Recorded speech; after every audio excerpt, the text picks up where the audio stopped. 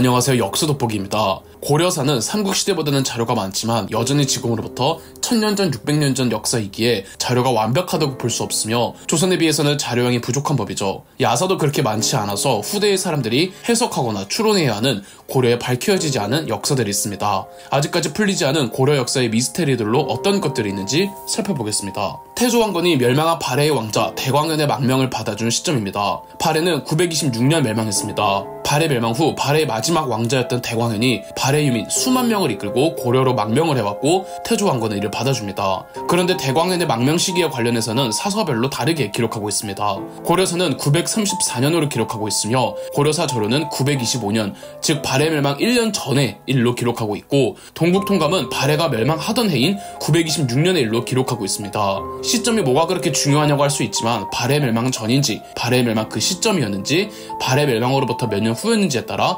대광현의 행보가 달라지기 때문이죠. 고려의 후삼국 통일 후 견훤의 후일담입니다. 태조왕건은 발해 왕자 대광현의 망명을 받아주었고 신라의 마지막 왕 경순왕의 귀순을 받아주며 신라 왕실이었던 경주 김씨는 경주내의 기득권을 보장받습니다. 고려가 후백제를 멸망시킨 뒤 견훤의 마지막에 대해서는 거의 기록이 없습니다. 그저 나이 70에 등창으로 사망했다고 하는데 견훤은 고려가 후삼국을 통일했어도 자신이 건국했던 후백제의 수도 전주를 한 번도 방문하지 않았습니다. 아마 못한 걸 수도 있죠. 견훤은 그나마 전주와 가까운 충청남도의 논산에서 말년을 보냈습니다. 견훤은 유언으로 전주를 가장 잘 바라볼 수 있는 곳에 묻어달라고 했고 현재 논산에는 견훤 왕릉이 전해지고 있는데 이 무덤도 견훤 왕릉이라는 명백한 증거가 있는 건 아니랍니다. 태조 왕건의 유훈이었던 훈유 10조 가운데 뜨거운 이슈가 되는 제8조입니다. 제8조에서는 태조 왕건이 차령산맥 이남 공주강 바깥에 사는 사람들은 믿을 수가 없으니 국가 요직에 등용하지 말라는 겁니다. 외국 망명 집단도 쿨하게 받아줄 정도로 통합을 중요시 여겼던 태조 왕건이 왜 특정 지역을 차별하는지 의아한데요.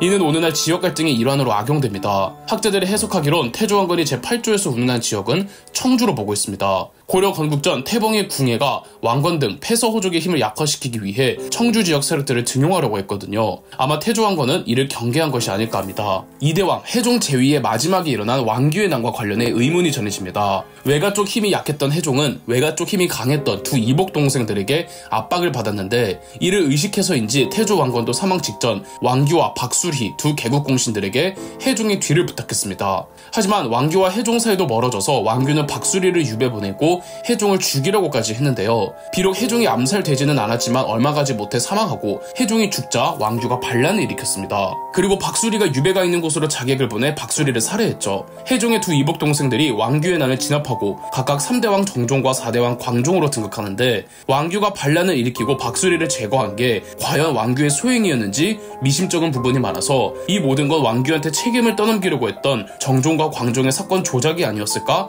해석하는 분들도 많습니다. 고려 중앙군의 운영 방식도 아직 명확하지 않습니다. 고려의 궁궐과 수도를 지키는 중앙군은 소위 2군 6위제로 6대왕 성종때 수립되었습니다. 2군 6위 소속 군인들의 운용 방식에 대해서는 두 가지 해석이 상충하고 있습니다. 먼저 2군 6위 소속 군인은 직업군인으로 일반적으로 가문 대대로 군인 직업을 세습했으며 이들은 군복무의 대가로 군인전이라는 토지제도를 받았다는 군반제론입니다. 하지만 2군 6위 군인이 전부 직업군인이고 모두에게 군인전이 지급되었더라면 고려 땅은 남아나질 않겠죠. 두 번째 해석은 평상시에는 농사 등 생업에 종사하는 농민이 정기적으로 군사 훈련을 받거나 전시에 군인으로 동원되었다는 부병제론입니다. 2군 6위 소속의 군인을 특수직업 계층으로 이해하지 않고 일반 농민들이 징병되었다고 하는 주장으로 농민이기에 군인전을 받지 않은 대신 군역을 수행하는 기간 면세 혜택을 받았다는데 면세의 혜택도 모든 2군 6위 군인들에게 주어졌다는 것 역시 비현실적이죠. 또 두 가지 방식이 적절히 섞여서 운영되었다는 해석도 있습니다.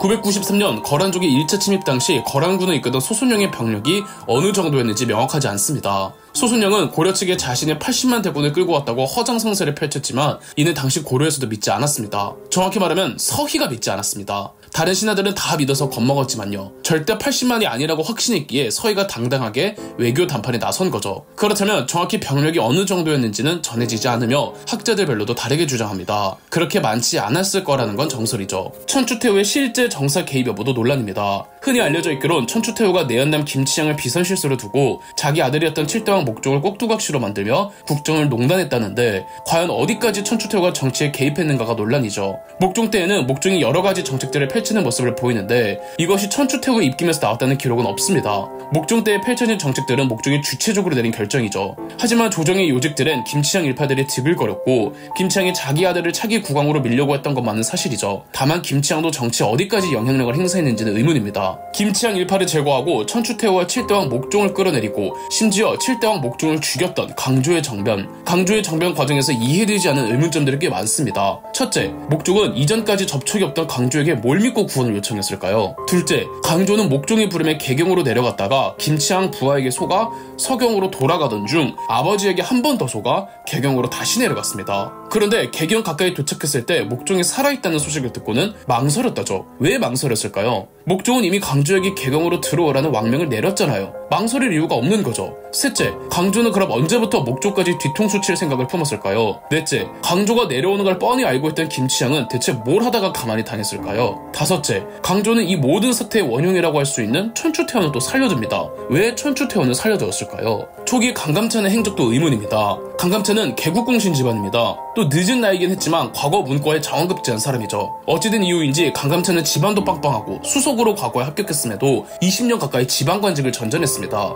그런데 강조의 정변 직후부터 본격적으로 중앙요직에 진출하는데 그럼 강감찬이 강조와 어떤 연이 있었던 건지 아니면 그냥 운이 좋아서 발탁된 건지 모르겠죠. 그리고 거란의 2차 침공 당시 항복하자는 고려 신하들의 의견에 반대하며 팔대왕 현종에게 끝까지 싸우자고 하면서 현종에게 잠시 피난을 떠나라고 제안합니다. 문제는 그 다음 기록이 없습니다. 현종의 피난길엔 강감찬이 나오질 않습니다. 그래서 거란의 2차 침공 때 강감찬이 뭐 했는지 모릅니다. 그래도 2차 침공 이후 현종이 그토록 강감찬을 중용했던 걸 보면 뭐라도 했긴 했겠죠? 고려 현종은 발해 부흥운동을 지원해주지 않았습니다. 왜 지원해주지 않았을까요? 발해 멸망 후 요동반도에는 발해 왕실 대열림이 발해 부흥운동 차원에서 건국한 흥료국이라고 있었습니다. 거란 쪽에 세운 요나라의 침공을 끊임없이 받아서 흥료국에선 고려에게 구원 요청을 했지만 당시 고려의 8대왕 현종은 응해주지 않았습니다. 군대를 보내긴 보내는데 이는 흥료국을 지원해주기 위함이 아니라 거란족의 흥료국을 멸망시키고 혹시 모를 전시에 대비하기 위해 국방 경계를 강화하는 정도였죠. 같이 고구려 부흥의식을 펼쳤던 발해운동을 왜 도와주지 않았을까에 대한 이유로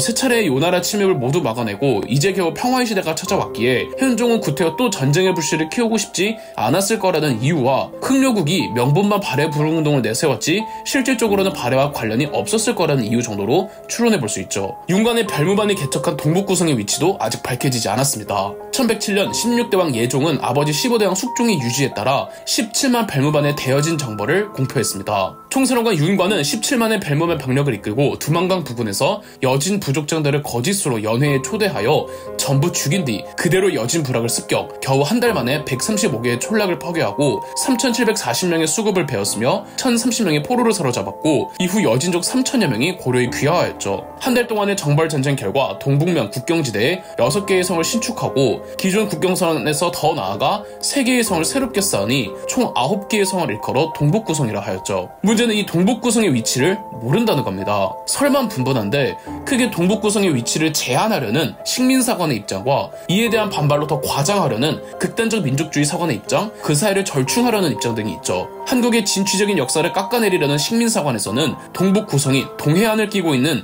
함경남도의 함흥평화라고 주장하고 해방 후에도 꽤 오랫동안 정설로 내려왔는데 현재는 폐기된 학설이고요. 극단적 민족주의자는 동북구성이 두만강을 넘어 블라디보스토크까지 이르렀다고 주장하죠. 두 학설에 대한 절충론도 여러 가지가 있는데 대체로 함흥평야보다는 위, 두만강보다는 아래로 비정하고 있습니다. 소드마스터, 척준교의 마지막도 의문입니다. 척준경은 젊은 시절 여진정벌에서 이게 사람이 맞나 싶을 정도로 믿어지지 않은 전설의 무훈을 쌓으며 일약 스타덤에 오릅니다. 척준경에게 감동을 받은 별무반 총사령관 윤관이 척준경을 양아들로 삼을 정도였죠. 윤관 사후 척준경도 정계로 진출하고 또 당대 최고의 권세 가문 인주이 씨의 이자겸이 척준경과 사돈을 맺으며 척준경은 이자겸 다음 고려 조정의 넘버 2였습니다. 1126년 금나라를 세운 여진족이 고려의 조공관계를 요구해옵니다. 그간 고려가 무시하던 애들이 조공관계를 요구해오니 고려 조정은 다 반대했지만 이자겸과 척준경만이 찬성했죠. 이자겸이야 전쟁이 난다면 본인의 기득권을 잃을까봐 반대했을 수도 있겠지만 여진정벌 정벌에서 누구보다 활약했던 척준경이 조공관계를 받아들이자고 한 의도가 다소 의아하죠. 척준경은 이자겸과 함께 17대왕 인종을 겁박했던 이자겸의 난에 동참하지만 척준경도 이자겸의 악행을 안 좋게 보고 있었고 인종에게 포섭된 척준경은 이자겸을 제거했습니다. 그럼 이제 척준경이 고려 조정의 넘버원인데 척준경을 탄핵하라는 정지상의 상소에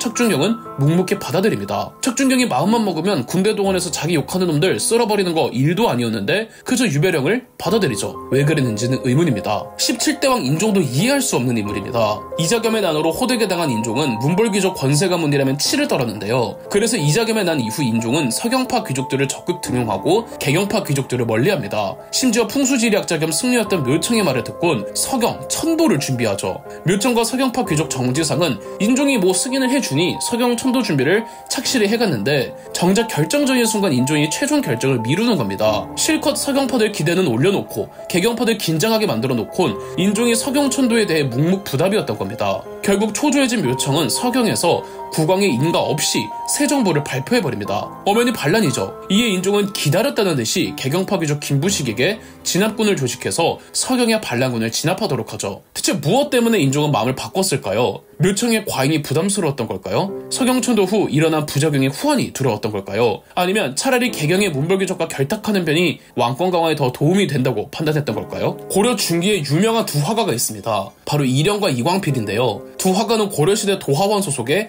정식 화원이었습니다. 즉 직업화가였다는 뜻이죠. 이령이 그린 대표적인 예성 강도인데 송나라 황제가 이령의 그림을 보고 근래 사신을 수행해온 고려 화공이 많았으나 이령의 솜씨가 가장 뛰어나다라며 술과 음식을 내리고 명품 옷들을 선물했다고 합니다. 이광필은 이령의 아들로 아버지처럼 산수화를 주로 그렸다고 하는데 고려의 19대왕 명종은 이광필이 아니었더라면 삼한 그림의 맥이 거의 끊어졌을 것이다 라는 말까지 했죠. 하지만 두 사람의 그림들이 전해지지는 않습니다. 고려 최대의 무역 항구 병란도의 위상에 대해서도 논란이 많습니다. 조선에 한강이 있었으면 고려에는 예성강이 있었는데 병란도 시장이 정확히 언제쯤 형성되었는지 구체적인 기록은 없지만 수도 개경으로 물을 통해 들어올 수 있는 유일한 항구였던 만큼 고려의 항구들 중에서 가장 큰 규모였습니다. 송나라 사신단도 병란도를 통해 고려로 입국했는데 송나라 사신 서긍이 고려를 방문하고 기록한 섬화봉사 고려도경을 보면 병란도에 굉장히 많은 인파들이 모여 있었다고 써두었죠. 병란도에서는 국가가 운영하는 찻집과 술집이 즐비했으며 외국 상인이 머무를 수 있는 숙박시설과 심지어 전당포도 존재했습니다. 수중국 공연도 있었고 차력쇼도 있었죠. 중국 말고도 일본, 베트남, 태국, 인도 상인도 병란도를 방문했으며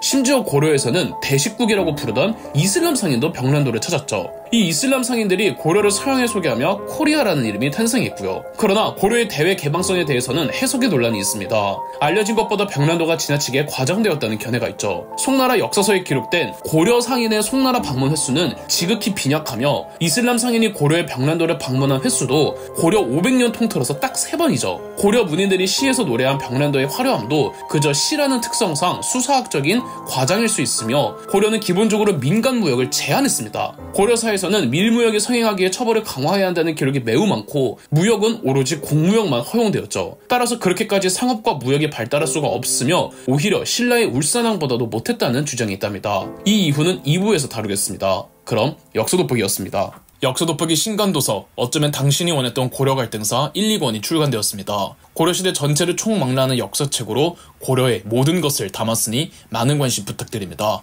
온오프라인 매장에서 구매하실 수 있습니다. 저희 역사 돋보기가 멤버십 가입을 시작했습니다. 멤버십 가입을 해주신 분들 덕분에 영상 제작에 큰 도움이 되고 있습니다. 감사합니다. 영상 재미있으셨다면 구독과 좋아요, 알림 설정까지 해주시면 감사드리겠습니다.